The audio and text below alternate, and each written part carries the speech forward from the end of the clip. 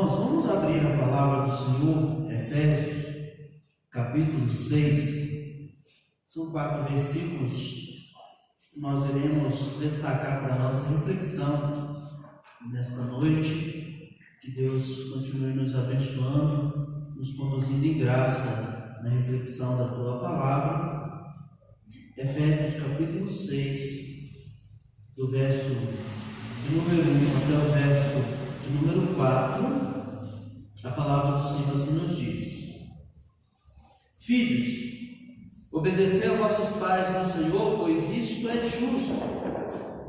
Honra teu pai e tua mãe, que é o primeiro mandamento com promessa, para que te vá bem e sejas de longa vida sobre a terra. E vós, pais, não provoqueis vossos filhos à ira, mas criai-os na disciplina e na admoestação do Senhor. Feche os teus olhos. Obrigado, Senhor, pela Tua preciosa palavra. Peço que o Senhor nos dê graça de entendermos esta palavra e a forma como nós, seja filhos ou sejamos pais, a forma como nós devemos viver, a forma como devemos cuidar dos relacionamentos e estabelecer limites dentro da nossa família, em nome de Jesus. Amém. Geralmente há algumas coisas que a nossa cultura ela tem trabalhado para desconstruir. E eu creio que a desconstrução dos valores morais é a bandeira do marxismo cultural. É a bandeira daqueles que abraçaram a ideia original de Karl Marx, mas com uma leve pitada de Freud.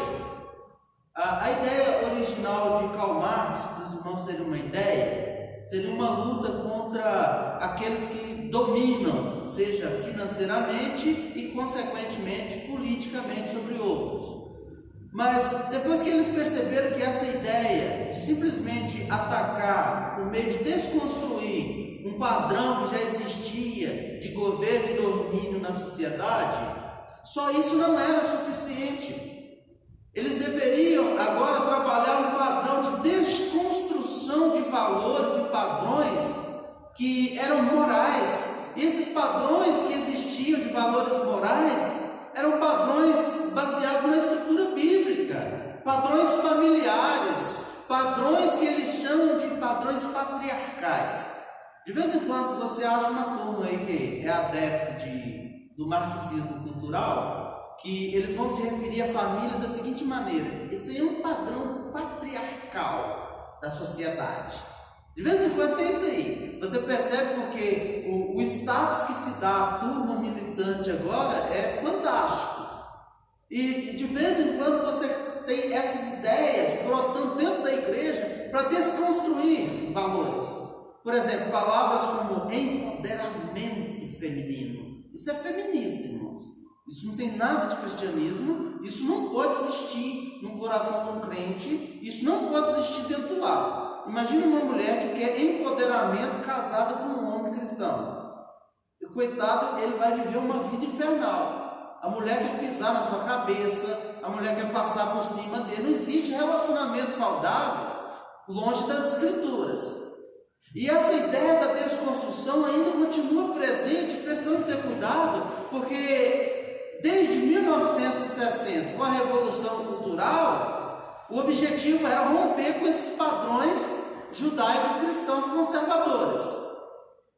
Você tem isso com a Revolução que começou com os hippies, em 1960, e o lema que eles adotaram, eu já até disse aqui numa outra pregação, é sexo, drogas e rock and roll. Você ainda encontra pessoas que querem esse padrão para a sua vida hoje. Por exemplo, o que é que as feministas elas dizem? O corpo é nosso, queremos fazer o que quiser. Aí as mesmas mocinhas adolescentes cristãs estão falando as mesmas besteiras para os pais dentro de casa. Isso não é cristianismo. Isso não é padrão de conduta bíblico. Nós precisamos denunciar isso na igreja, nós precisamos ensinar que essas ideologias adotadas hoje são contrárias às escrituras, são diabólicas porque destrói o cerne basilar de qualquer sociedade, a família. John Stott, escrevendo um dos muitos comentários dele, ele diz que não existe sociedade sólida sem família sólida. Percebeu, irmãos? Onde é que o marxismo cultural ele quer destruir, ele quer desconstruir? Na família. E desconstruindo os valores tradicionais judaico-cristãos, você então tem portas abertas para o homossexualismo. Você tem portas abertas para, desde o adolescente que está dentro de casa, viver e fazer o que quiser da sua vida. Porque você não tem um padrão de verdade absoluta. Conceitos como verdade absoluta, hoje, já têm sido desconstruídos na sociedade pós-moderna. Por exemplo, religião e política não discute. Essa é a maior tolice que existe. A pessoa que falou isso, você fala, você é um acéfalo. Como eu não vou discutir política? Como eu não vou discutir religião? Aí Spurgeon, há mais de 100 anos, já dizia. Por isso, como eu estou tentando lembrar que a expressão que ele usa, por isso os falsos profetas continuam na igreja, porque ninguém discute religião. Por isso as pessoas estão sendo enganadas com a Bíblia. Mas os dominadores cruéis, tipo Hitler, para você entender, ele continua tomando o poder porque não se discute religião. Aí você vai há mais de 500 anos, Calvino já escreveu, no último capítulo da Instituta da Religião Cristã, de que a política, ela é um mandato para o cristão. Você precisa ser alguém político. Você precisa se envolver na política. Porque quando você se afasta da política, aí você tem Karl Marx, que enfia o nariz, você tem tantos outros, com ideias para desconstruir valores que são cristãos, valores que existem em toda e qualquer sociedade. Me cita uma sociedade que não tenha família. Me cita na história. Não estou nem falando de Bíblia. Me cita uma sociedade cuja toda a sociedade é formada em relacionamentos homossexuais. Nunca existiu. Não estou nem falando de Bíblia agora. Nunca existiu. Qualquer padrão, irmãos, que você vai observar na existência da história passa pela família. Passa pela família. Por isso é importante pensarmos além da casinha. E quantas vezes esses temas nós julgamos que são temas fora do cristianismo, fora das escrituras. Mas nós precisamos construir, irmãos, os fundamentos da nossa fé. Por isso eu sempre digo que o meu objetivo quando prego ou quando dou algum estudo para os irmãos é tentar fazer com que vocês obtenham fundamentos da fé. E vocês sejam pessoas que pensam. Vocês sejam pessoas que questionam não somente o que houve no âmbito eclesiástico, mas aquilo que está sendo entulhado por meio de constante repetição na cabeça de vocês, na televisão também. Você tem a desconstrução nas novelas da Globo, onde o homossexual ele é sempre mais engraçadinho, é lindo, é maravilhoso ser homossexual. Aí você vai para a vida real, você tem uma parada gay, que a desconstrução e a promiscuidade da família, da vida dos jovens estão sendo apresentadas, e você tem nos filmes, você observa a forma como as coisas estão sendo apresentadas hoje, tudo num padrão que vai na contramão das escrituras, objetivando desconstruir valores rígidos, verdades absolutas, e eu e você como cristão, que pensa acima da média, nós precisamos estar atentos a isso. Eu sei que você é uma pessoa de cultura, então eu vou te indicar 2 filmes que você associar conhecimento, você vai lembrar da pregação e você vai perceber isso. Recentemente, eu descobri na Netflix 2 bons filmes de uma trilogia, chamada Trilogia Bastão. Os 2 primeiros filmes que já estão disponíveis na Netflix, o primeiro se chama O Guardião Invisível, o segundo se chama Legado nos Ossos. É uma trilogia que ela objetiva mostrar como uma mitologia basca da região de Bastan, na Espanha, como essa mitologia, como essa crença que foi vivida em espírito e verdade pelas famílias que moraram nesse vale, como essa mitologia, como essas crenças ainda estavam presentes na sociedade, levando as pessoas a fazerem sacrifício humano e a matarem os filhos deficientes que nasciam.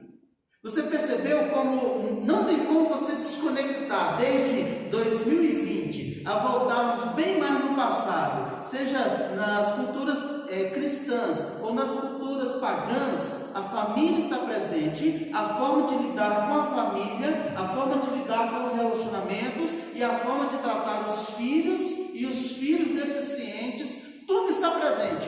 Mas a questão é, qual é a forma correta?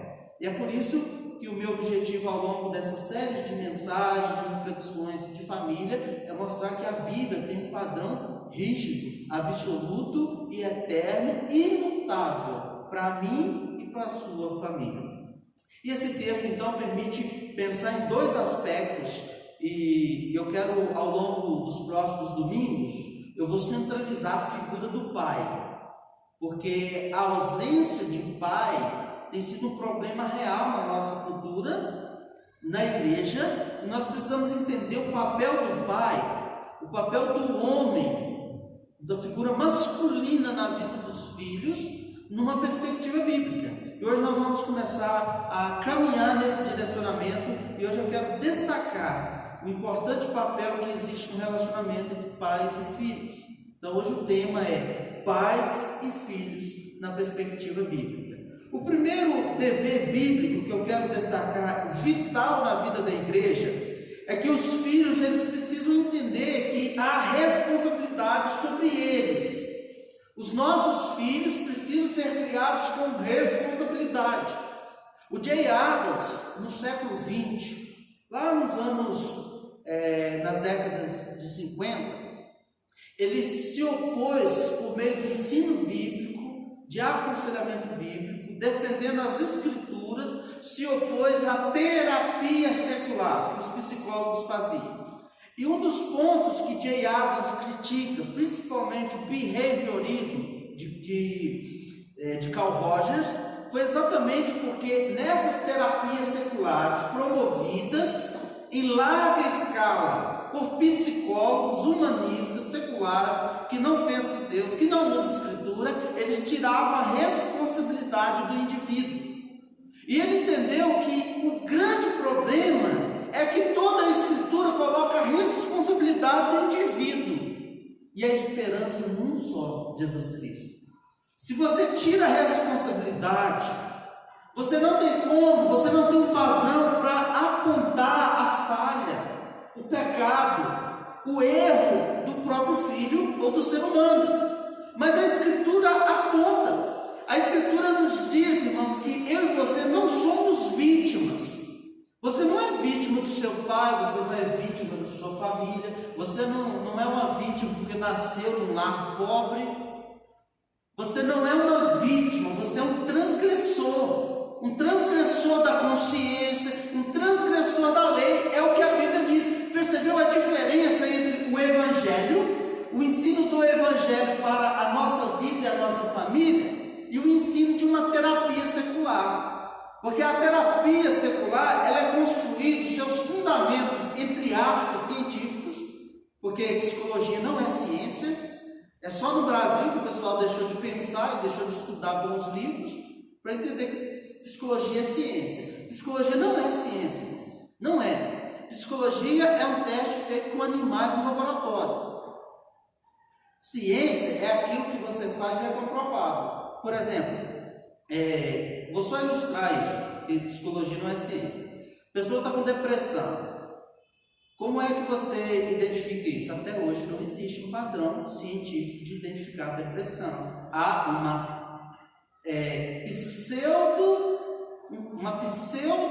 opção secular por meio de terapias, atividades comportamentais, exercícios, construção de relacionamento e bate-papo, a tentativa humana de resolver um problema da alma. Agora nós não, pregamos que a lei do Senhor é perfeita e restaura a alma, Salmo 19, verso 7. Quando a questão é da alma e da mente, que é diferente do cérebro, o cérebro você tem o neurologista. Se o problema for o coração, o físico, você tem cardiologista, mas se for a alma, quem trata? Aí a desconstrução humanista, que já vem como um paralelo do pensamento reformado desde a Idade Média, isso já vem sendo construído.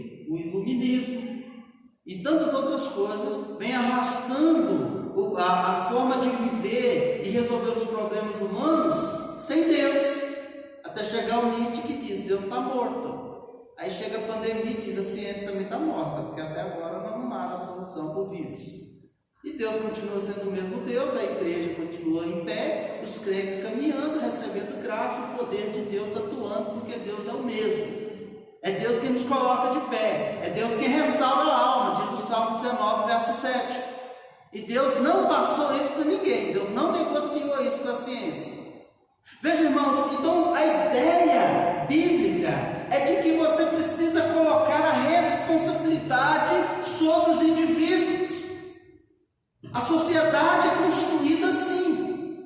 Por exemplo, imagine que o Robson pegou o carro, aí tem um radar ali, 50 por hora. O Robson veio de 150. O que vai acontecer com o Robson? Ele vai receber um presente.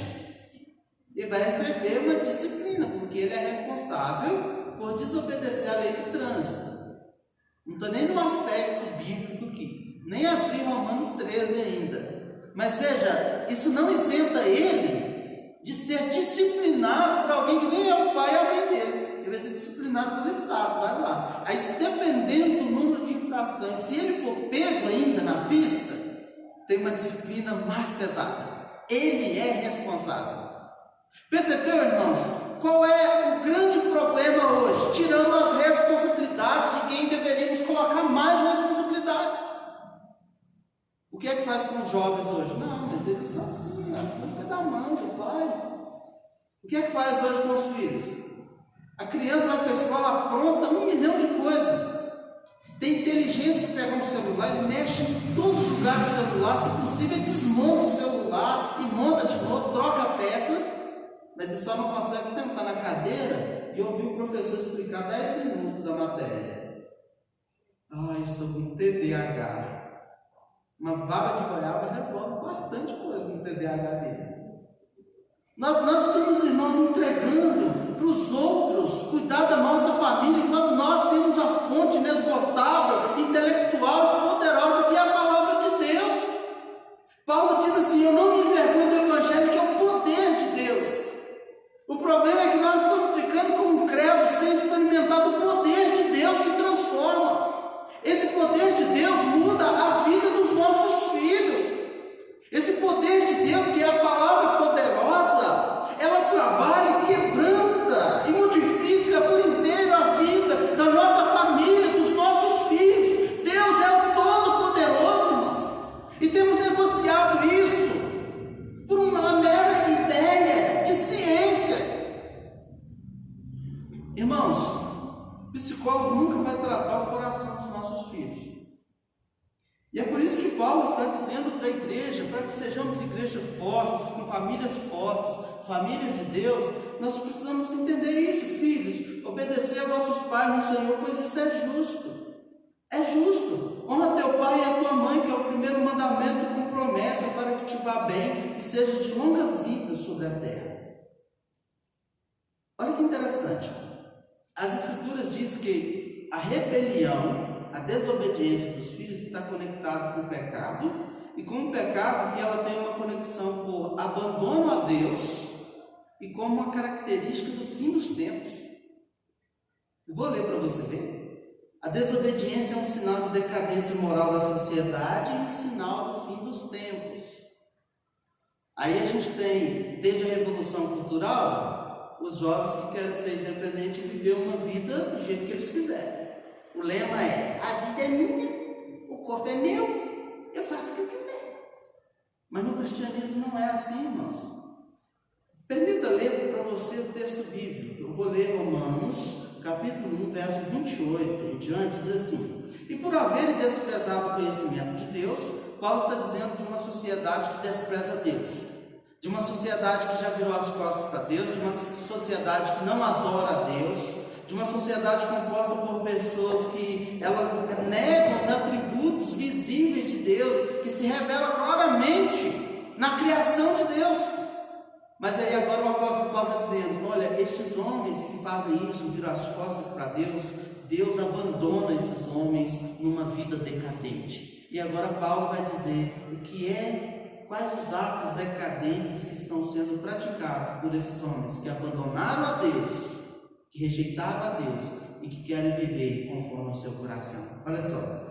E por haverem desprezado o conhecimento de Deus, o próprio Deus os entregou uma disposição mental reprovável para praticarem coisas inconvenientes, a prática de coisas inconvenientes. Nos versos anteriores, depois você pode ler com calma em casa, Paulo fala do homossexualismo, do lesbianismo sendo praticado como relacionamentos bestiais, antinatural.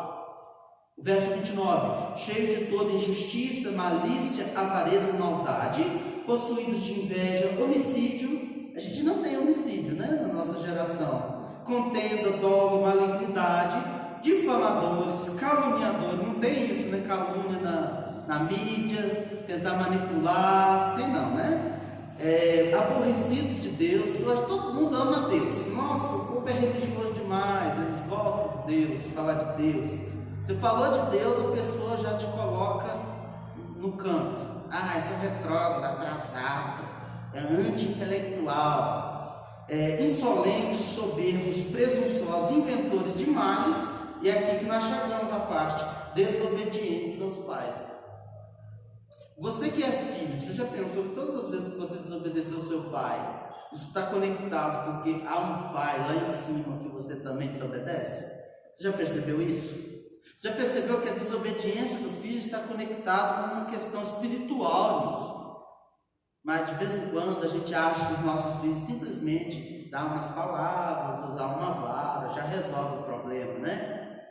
Percebeu que quando esses filhos rebeldes são levados ao psicólogo, não se trata desses pecados que estão dentro do coração deles. É por isso que a Bíblia, ela bate de maneira diferente, por mais que a gente sinta o cajado de Deus nas nossas costas, e às vezes na nossa cabeça, mas Deus mexe no coração. Deus mexe na motivação real do coração do filho. Veja, irmãos, desobediência aos pais conectados com uma vida de decadência moral. Eu brinquei hoje, eu estava, como a minha cunhada ficou lá com o meu filhotinho, e eu estava então conversando com ela sobre o tema aqui da mensagem.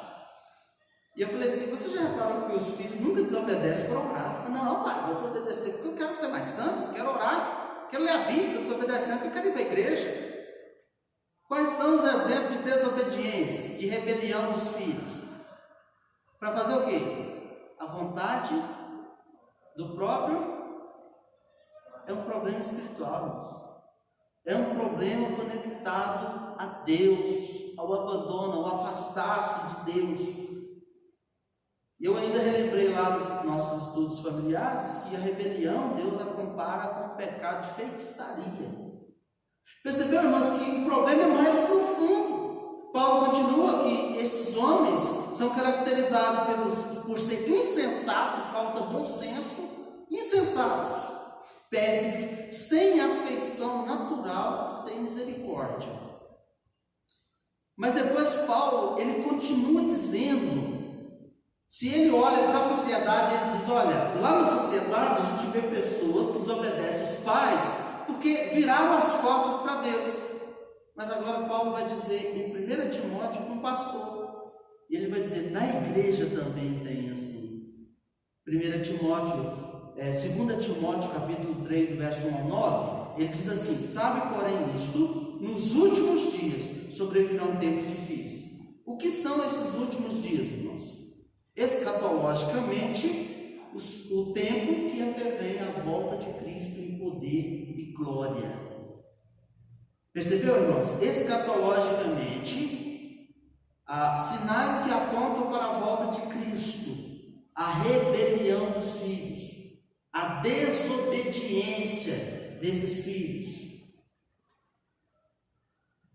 O Paulo continua lá, nos últimos dias sobrevirão tempos difíceis, pois os homens serão, olha a característica dos homens, das pessoas que Timóteo iria encontrar ao longo do seu ministério pastoral. Os homens serão egoístas, avarentos, jactanciosos, arrogantes, blasfemadores, desobedientes aos pais, ingratos, irreverentes, desafeiçoados, implacáveis. Vale destacar o nosso aspecto familiar, desobediência aos pais como características de que estamos vivendo nos últimos dias.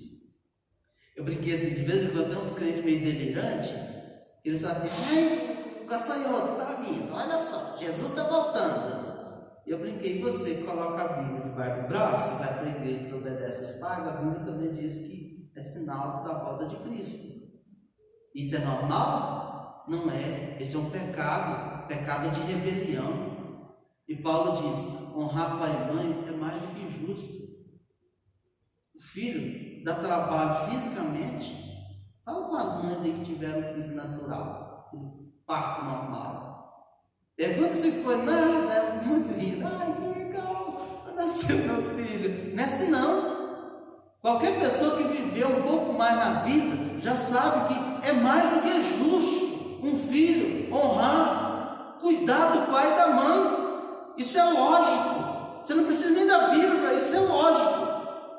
Quantas mamadeiras de madrugada, você fez xixi no berço, na cama, você deu trabalho, deu gasto, correu com você para o hospital, é mais do que lógico. Não estou nem recorrendo à Bíblia, à lei de Deus, mas é mais do que óbvio que você tem que honrar seu pai e sua mãe. Não importa quais são os pecados que seu pai e sua mãe cometeu, você precisa honrar, é mais do que justo. Você percebe isso em todas as culturas, incentivando e mostrando que honrar pai e mãe é uma obrigação. Então, meus irmãos, quando nós olhamos para esse aspecto do relacionamento pais e filhos, o primeiro aspecto que a gente precisa conectar é com Deus.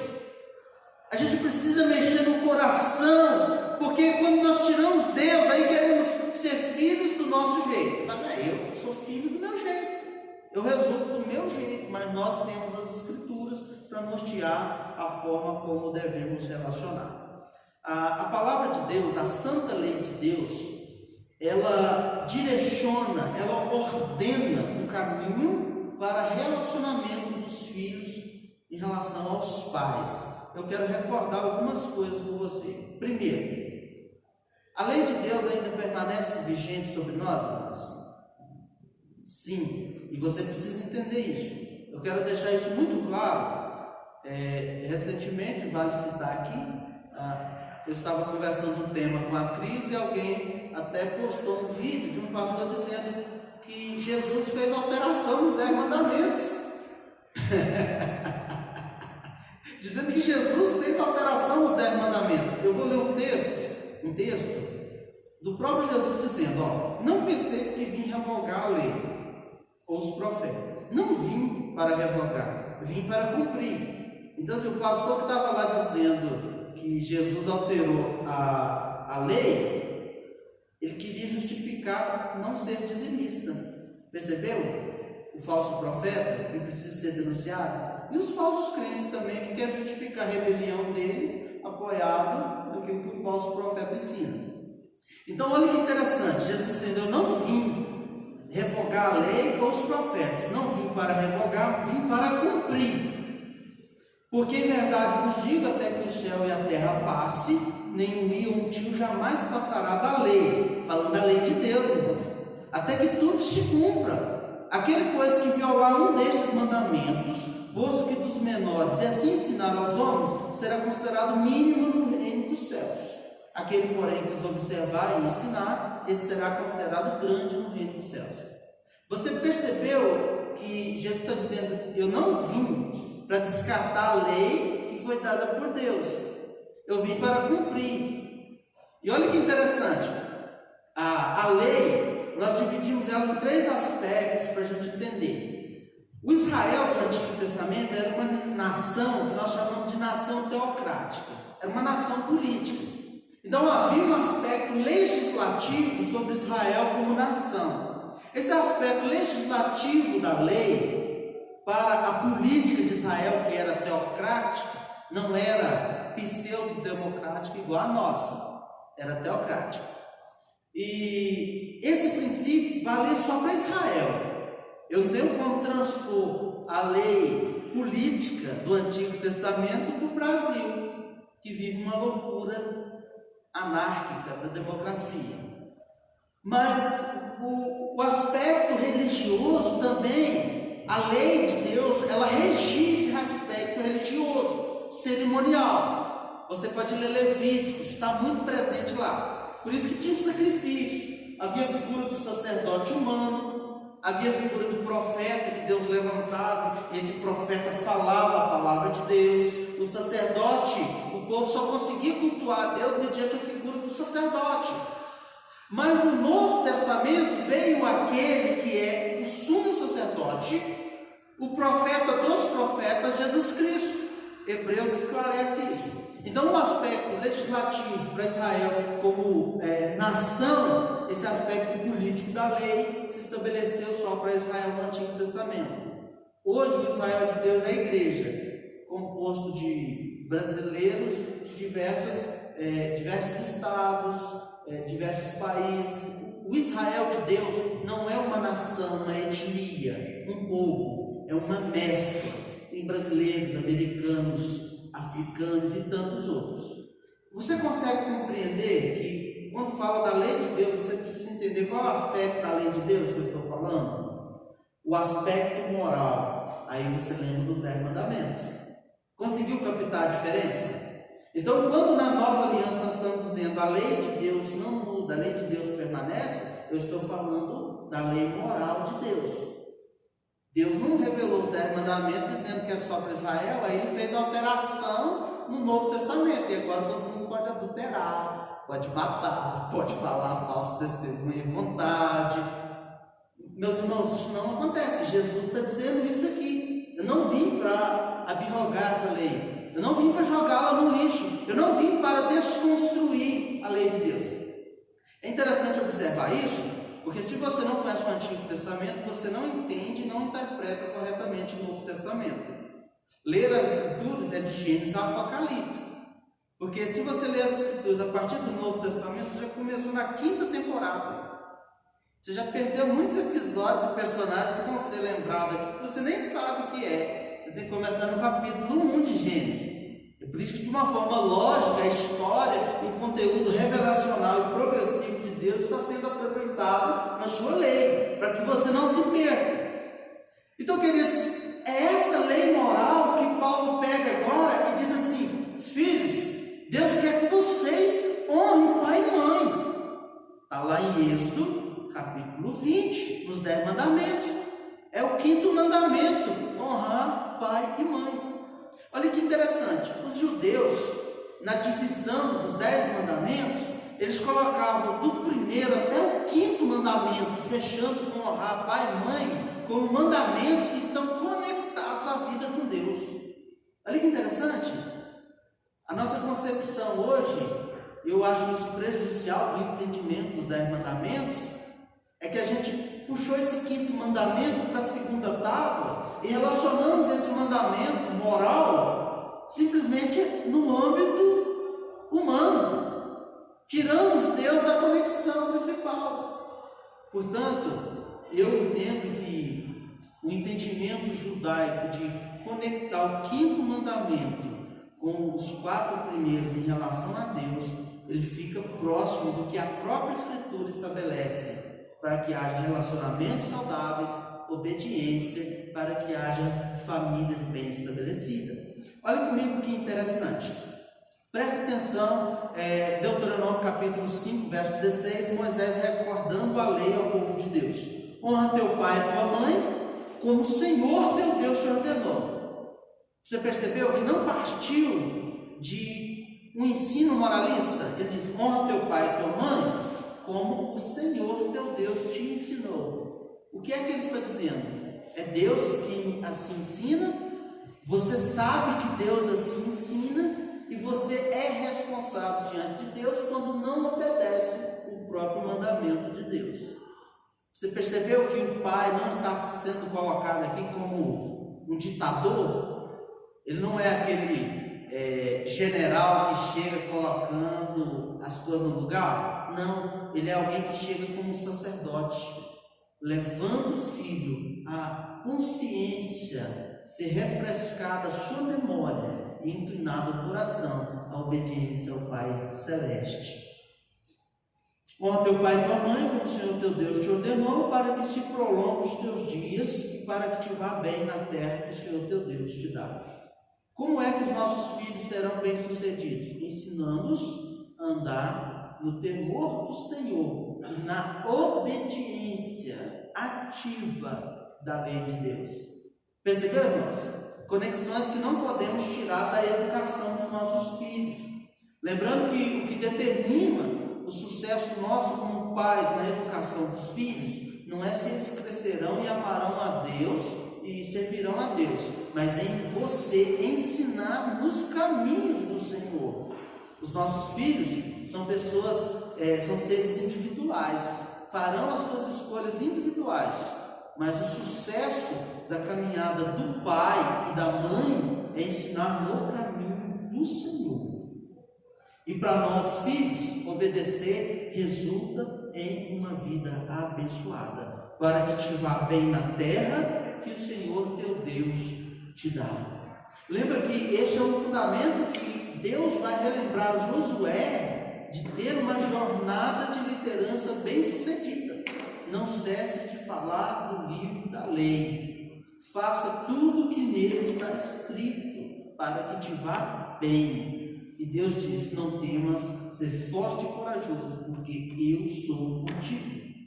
Então Deus é comigo, Deus é com você pai, e Deus é com você filho, quando o temor a Ele, a honra, primeiro é devida a Ele, o caminhar em obediência ativa à sua lei. Continua, Levítico 19 nos mostra outro padrão que eu preciso recordar nesse aspecto de obediência aos pais, como um ensino da lei de Deus desde o Antigo Testamento. Levítico 19, do verso 1 ao verso 3, diz assim: disse o Senhor a Moisés: fala a toda a congregação dos filhos de Israel e diz-lhes: santos sereis, porque eu, o Senhor vosso Deus, sou santo. Então a primeira exigência é da pessoa ser santa. Não existe obediência sem santificação, irmãos. O problema é que às vezes a gente quer que os nossos filhos obedeçam sem conectá-los a uma vida com Deus e uma vida de santidade com Deus. Continua o texto: cada um respeitará a sua mãe e o seu pai e guardará os meus sábados. Percebeu conectado? Vida de culto, de serviço a Deus, conectado com respeito ao pai e à mãe. Interessante, a palavra agora é respeito. É algo que tem a ver com o coração. Porque a mera obediência, o mero fazer coisas externamente, pode ser apenas um ritual que esconde a hipocrisia e a podridão, a decadência moral do coração dos nossos filhos. Por isso é que Deus está mexendo com o coração. O seu coração precisa honrar. O respeito precisa existir no coração.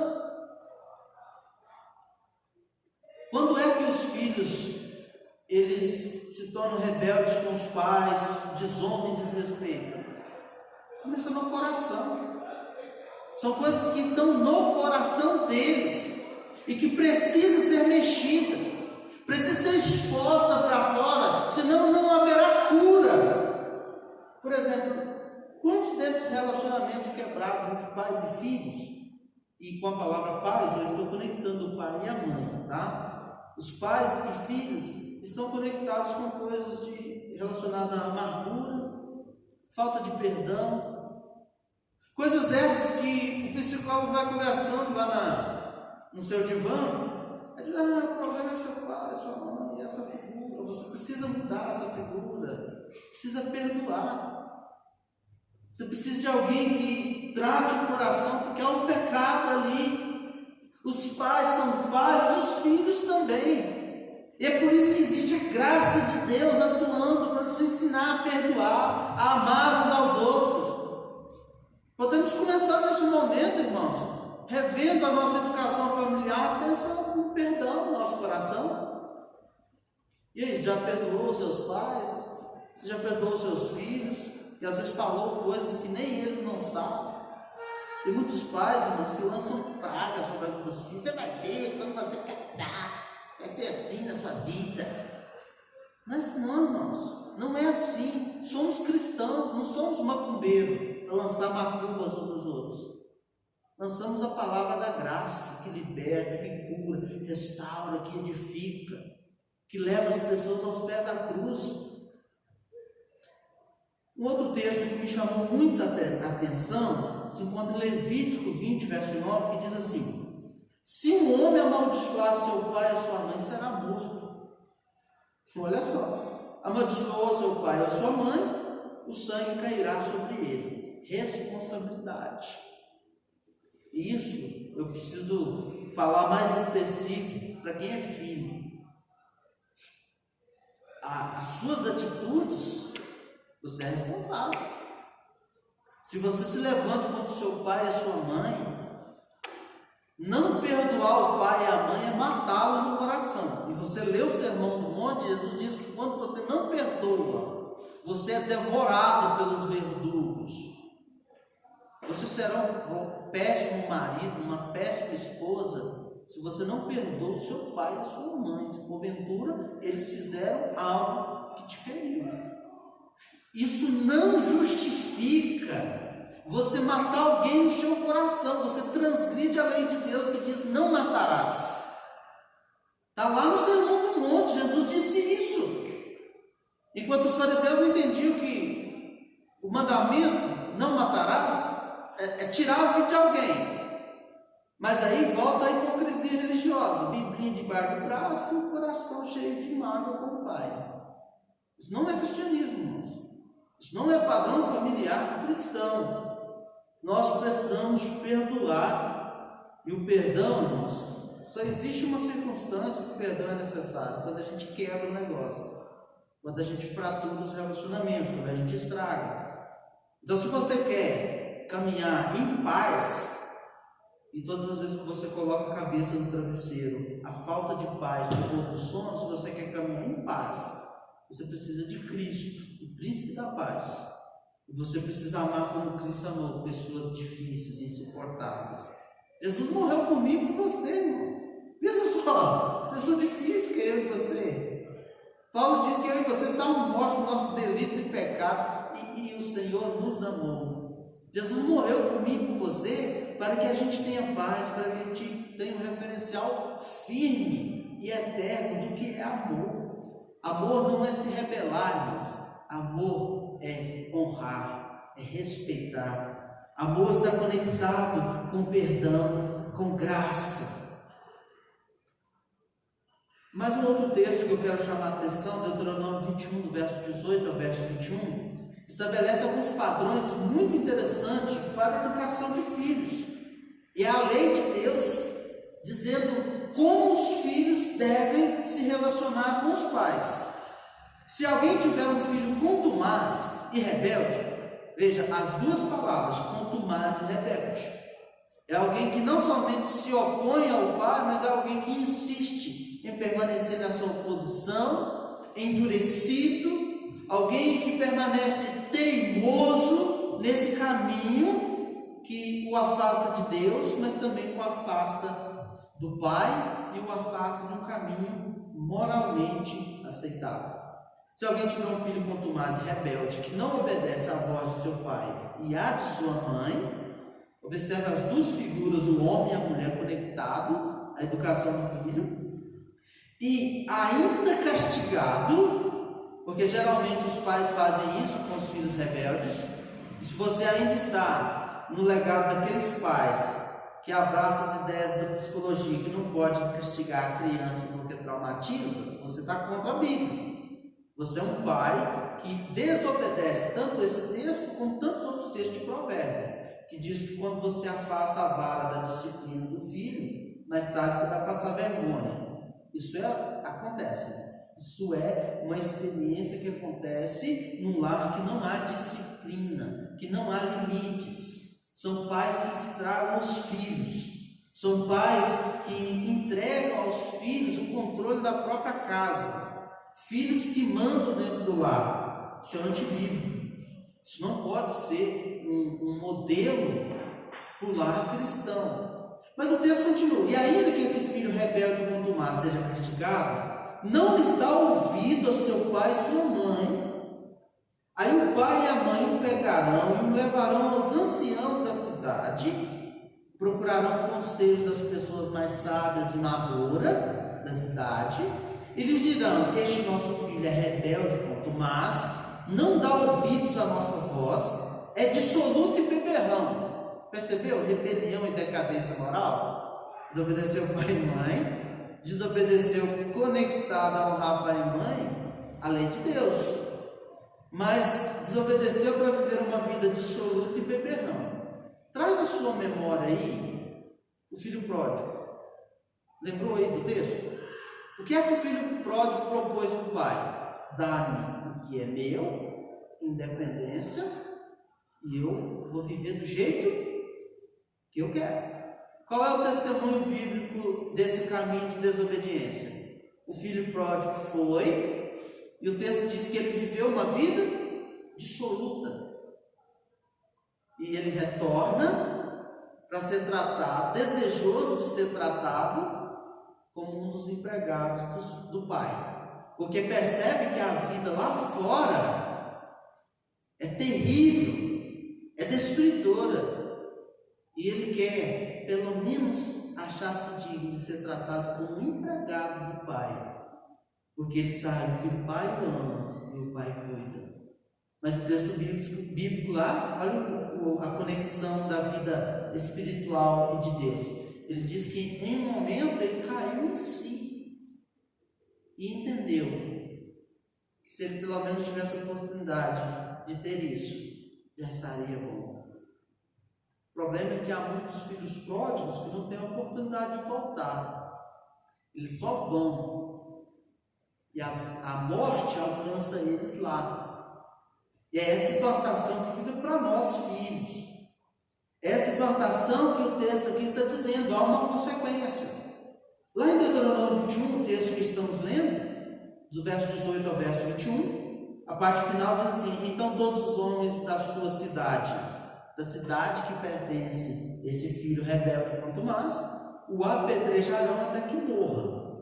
Assim, eliminarás o mal do meio de ti. Todo Israel ouvirá e temerá. Veja, irmãos, aqui há outros aspectos que não dá para entrar no texto sobre a questão, a importância deste exemplo punitivo do pecado. Porque hoje a ideia nossa de punir pecado por causa dos direitos humanos, a gente aprova o bandido que matou um pai de família e quer que o bandido tenha uma vida confortável. Os nossos governantes querem prender quem sai sem máscara na rua. Mas o ladrão político lá que roubou não sei quantos do dinheiro público poderia cuidar da área da saúde, o cara que estupra e mata mulheres aí, abusa de crianças, o vagabundo pode sair da cadeia, porque a decadência moral da nossa política, dos nossos líderes é terrível. Aqueles vagabundos merecem sair e ficar na sua mansão, curtindo a live dos famosos, comendo churrasco e bebendo cerveja. Mas as famílias que são honestas, não, esses aí precisam ser punidos, oprimidos. Então, irmãos, nós não temos uma relação boa com disciplina. Isso é sério. Todas as vezes que falamos de punir o pecado, de disciplina na igreja, de expor o pecado, nós somos muito melindrosos e antibíblicos. Portanto que, por exemplo, toda a escritura, ela aprova a pena de morte. Toda a escritura. O professor estava dizendo que ele fez um debate sobre essa questão da pena capital na igreja, né? E esse professor, ele é só uma das credenciais dele, ele é doutor em filosofia, né? Só para vocês entenderem. Ele tem mestrado em outras áreas, teológica, bacharel, e é pastor da nossa igreja, lá de Sobradinho. Ele é um dos professores do seminário. Ele diz que muitos cristãos não conseguem compreender que Deus, lá em Romanos 13, ele outorga a espada ao gládio. Ou seja, o próprio Deus, ele levanta as autoridades que existem, como instrumento para punir o mal. Lá em Romanos 13 está muito claro isso. Se você não quer ser punido pelas autoridades, que são os gladiadores de Deus, então faça o bem. Toda a sociedade precisa disso, irmãos, de leis para punir, leis rígidas. E qual a grande questão com a nossa justiça? Os advogados mau caráter, eles encontram as brechas na lei. A lei dá sempre uma brecha, ele manipula aqui, vamos desconstruir aqui. E o cara consegue tirar um político que roubou não sei quantos mil da cadeia, consegue tirar, irmãos. E há muitos cristãos que tentam defender bandidos sendo advogado. Por exemplo, uma profissão que não dá para atuar como cristão é um advogado cristão defender bandido. O cara matou, mas ele tem que tentar provar publicamente, dar entrevista e mostrar que o bandido, não, ele foi coagido a isso. Lá nas escrituras, na lei de Deus, não existe isso, irmãos. É por isso que quem pecou era apedrejado. Mas havia uma forma sensata, irmão, não era radical. O cara roubou uma galinha, não vai matar o cara porque roubou uma galinha. É porque o cara cometeu um crime terrível. O crime dele é pesado. O castigo precisa ser na mesma proporção, porque precisa existir justiça para quem perdeu seu ente querido. Aí hoje os direitos humanos defendem o bandido, mas o pai de família que morreu lá e deixou a mãe com 3 filhos para cuidar, para ele não existe justiça, só para o vagabundo. Existe pessoas defendendo o vagabundo. Agora nos dias de Jeremias, se chama o imundo de bom, para nossa, isso é legal. Mas o bom mesmo, a justiça de Deus, o punir o mal, o pecado, até como uma forma de prevenção a possíveis pecadores que vão cometer o mesmo pecado. Por exemplo, nos Estados Unidos ninguém briga com a lei, porque lá tem lei, pena capital. O cara fez, ele sabe que ele vai morrer. Ele sabe. E isso, irmãos, cria um peso e uma restrição à maldade e ao pecado na sociedade. São coisas, irmãos, que... Por que eu estou dizendo isso? Há muitos lares que não têm disciplina, não têm limites. Filho conversa alto com o pai, ninguém corrige, ninguém faz nada. Ninguém estabelece limites, ninguém estabelece castigo. Ninguém estabelece um padrão fixo, para que aqui tem alguém que manda. Eu acho interessante que alguns irmãos que têm uma ideia mais da roça dizem assim: aqui no terreiro quem canta é o galo. Pintinho aqui não fica piando alto, não. O lar precisa, irmãos. A primeira figura de autoridade é dentro do lar. O problema de desconstruir autoridades de um modo geral, que é a ideia do marxismo cultural, romper com isso. O problema é que isso ecoa dentro da família. O problema é que desde 1960, o sexo, droga e rock and roll, isso ainda está ecoando e nós precisamos rever a cerca da nossa casa. Eu não posso olhar a cerca dos meus irmãos, mas juntos podemos cada um olhar a nossa cerca, rever o muro da nossa casa, as grades da nossa janela, os limites estabelecidos. E Provérbio diz assim, irmãos: não remova os marcos antigos, não remova. Eu acredito, irmãos, que Deus, pela sua misericórdia, pela sua graça, nos concedeu as melhores coisas do passado. Eu não estou dizendo que não tenha coisas boas hoje, não. Mas pense, quem já fez faculdade aqui, quem já terminou o ensino médio, pelo menos, já tem uma noção. Os bons livros são escritos em 2020, irmãos? São escritos quando? Os bons livros de referência acadêmica, intelectual, aonde, irmãos? No passado. Porque em 2020, irmãos, o negócio está uma bagunça. Nós somos anti-intelectuais defendendo uma fachada intelectual. Eu, particularmente, acho que as boas coisas Deus reservou para o passado.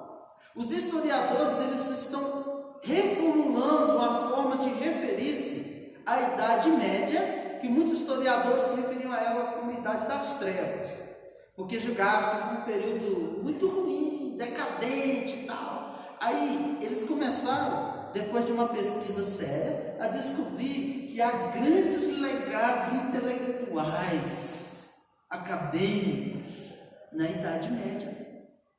E hoje, irmãos, um dos legados da Idade Média é da Reforma Protestante, que até hoje influencia o mundo.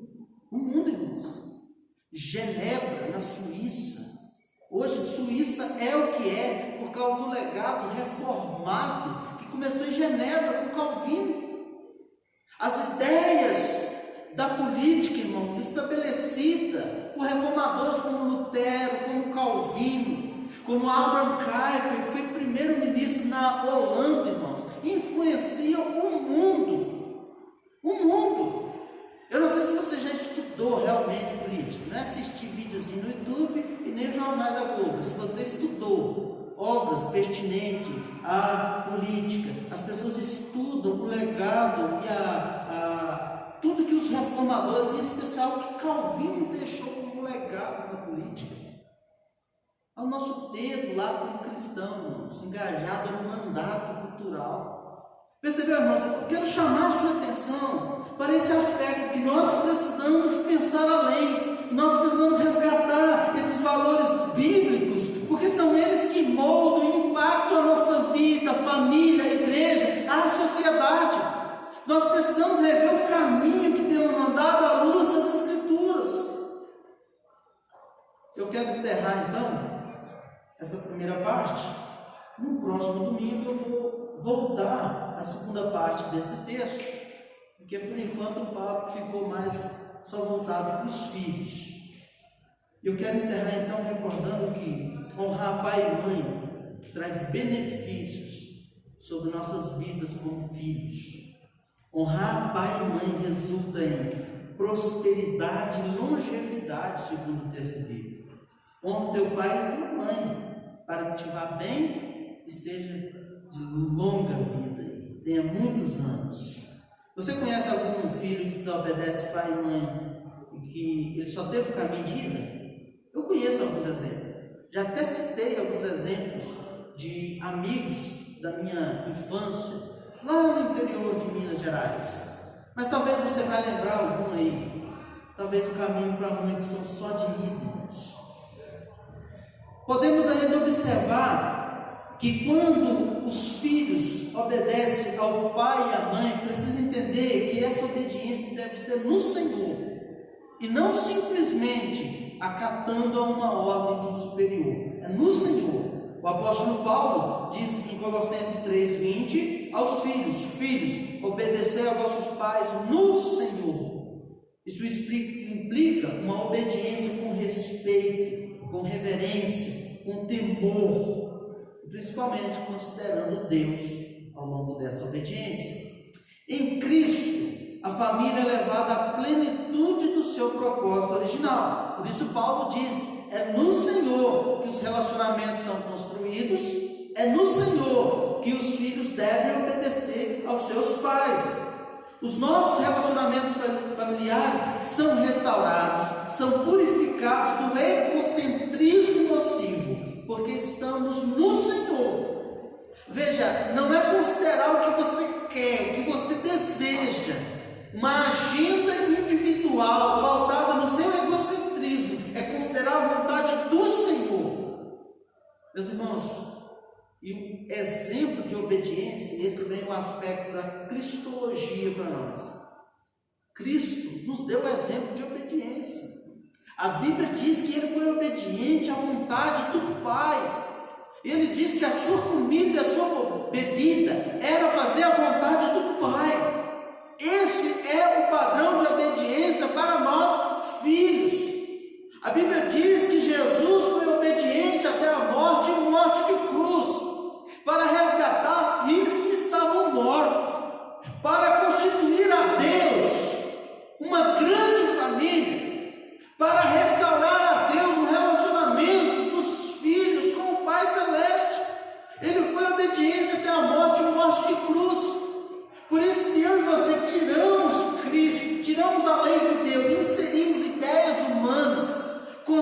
em valores meramente humanos, na educação dos nossos filhos, você não alcança o coração dele, você não gera uma obediência, um temor, uma reverência ao Senhor, primeiramente. Eu estava observando com a minha esposa, assistindo a alguns cultos infantis, e eu disse: olha, determinada igreja já se perdeu tanto que hoje quem fala sobre administrar a família, educar filhos é a psicóloga. Pastor virou um trem inútil lá no meio da igreja, porque o cara é pastor de crianças, mas ele não consegue ensinar os pais a educar as crianças. Ele não consegue estabelecer limites a partir das escrituras. Precisa de alguém, um profissional acadêmico, que fez uma faculdade, porque o sinônimo hoje de pastor parece que é ignorância cultural e intelectual, porque hoje a Bíblia já não ensina mais. O padrão bíblico não é mais válido. A gente precisa do Rogers para domesticar as nossas crianças. Isso não é cristianismo. Isso não é o que nós cremos. O capítulo 1 da Confissão de Fé de Westminster declara lá que nós, presbiterianos, reformados, cremos nas Escrituras como única regra de fé e prática. O que você vive, o que você pratica, é alicerçado unicamente nas Escrituras. E há muitos pastores que já abandonaram as Escrituras. Em Deus a psicologia estão arrebentando. É ignorância, irmãos.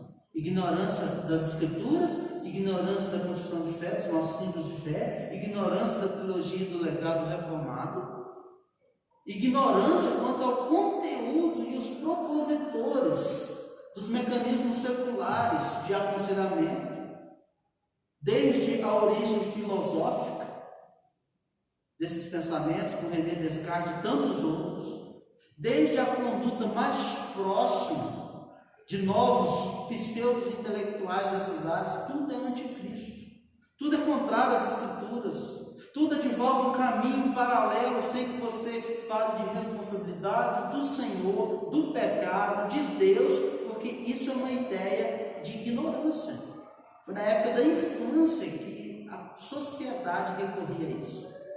Então, irmãos, nós precisamos tomar cuidado, porque até mesmo nos cultos presbiterianos, a enxurrada de psicologia, de ideologias, de valores que não são os valores bíblicos, já negociou o sola escritura. Esse é um dos pontos que nós reformados defendemos, sola escritura. A escritura é suficiente para você ser um bom filho e para você ser um bom pai. É isso que eu tenho tentado ao longo desse tempo que eu estou aqui com os irmãos, mostrar para vocês que a Escritura ela é uma fonte inesgotável de sabedoria e de ensino, que não somente nos dá informações intelectuais, nos torna mais sábios, mas ela muda, ela é o poder de Deus que transforma. Por isso que eu continuo pregando esse Evangelho, porque eu creio que ele é o poder de Deus para a salvação de todo aquele que nele crê. Sabe como essa palavra vai mudar o seu coração como filho? Se você crê. As Escrituras é o poder de Deus para transformar aquele que crê. Percebeu que eu encerro o sermão de hoje com responsabilidade sobre os ouvintes? Essa Escritura transforma a sua família, mas sua família crê? Essa Escritura é o poder de Deus, ela muda o seu coração, mas você crê? Essa Escritura muda e transforma um filho, porque ela muda o coração, mas você crê?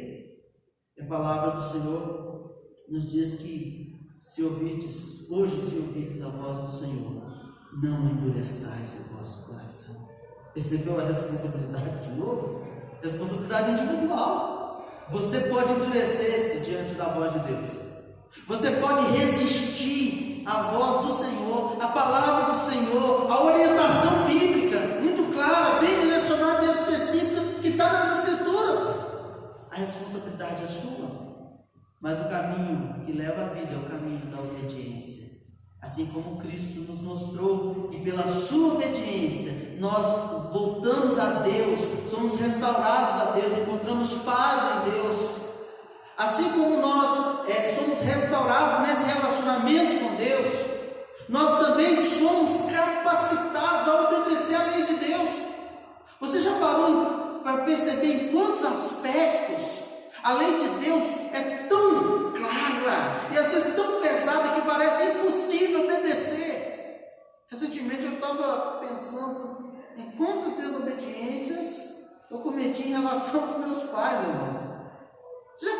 fazer isso, para pensar quantas vezes você já desobedeceu os seus pais, e essa desobediência dos seus pais levou você a pecar contra Deus, levou você a parecer com qualquer coisa, menos com Jesus. E então que eu olhei para a cruz de Cristo para entender que Jesus amou o miserável pecador que era eu. Eu rendei graças ao Senhor. Eu bendigo o nome do Senhor, porque Ele amou um filho que estava morto e reviveu, como diz o pai do filho pródigo. Houve festa naquela casa, porque Ele disse para o seu irmão mais velho: seu irmão estava morto e reviveu, estava perdido e foi achado, e houve festa. Meu desejo é que essa festa esteja presente nas famílias hoje, pela graça e bondade de Deus em Cristo Jesus. Amém. Quero convidar a equipe de cântico. Vamos cantar águas purificadoras novamente. Eu acho que é um louvor que nos conecta a esse tema da graça, da fonte e do rio inesgotável que é o nosso Senhor Jesus Cristo. Feche os seus olhos enquanto os irmãos vão chegando aqui. Vamos orar, feche os seus olhos. E nós vamos encerrar cantando. Vamos terminar o louvor aqui. Você já pode caminhar para a sua casa na paz do Senhor. Feche seus olhos. Obrigado, Senhor, por tua santa lei, por tua palavra que é poderosa, viva e eficaz, que é de fato, Deus, uma espada que penetra o mais profundo do nosso ser. Ela nos orienta como filhos, e ainda veremos, ó Deus, como ela nos orienta como pais. Hoje, ó Deus, nós nos deparamos com a responsabilidade que temos como filhos. Nos ajude, Pai, a sermos filhos semelhantes a Jesus Cristo, o Filho do Pai eterno, obediente à lei do Senhor, desejoso de fazer a vontade do Senhor. Deus, que deu a própria vida para viver tudo aquilo que o Senhor Pai Celeste tinha para ele. Pai querido, molda a nossa vida conforme a tua palavra. Que o Espírito Santo do Senhor trabalhe os nossos corações, Deus, por essa palavra, para que sejamos filhos de Deus, obedientes, responsáveis, e que tenham prazer, Deus, no Senhor, que tenham um relacionamento, uma experiência real com o Senhor. Pai querido, nós colocamos a nossa vida diante do Senhor, pedindo a tua graça, pedindo a Deus que na nossa vida, nas nossas famílias, que venha tempo de restauração, que haja tempo, ó Deus, de festas, de alegria, porque temos famílias, porque temos filhos, e a tua palavra nos diz, ó Deus, que os filhos são herança do Senhor, os filhos são bênçãos. Obrigado pelos filhos desta igreja. Lembramos também das nossas crianças que no presente momento não podem estar aqui conosco por causa da pandemia. Mas pedimos que o Senhor os abençoe, que eles cresçam conhecendo a Cristo, amando a Cristo e obedecendo ativamente a tua santa lei, a tua palavra. Inclina o nosso coração, Pai, quebranta-nos para sermos obedientes, para sermos imitadores de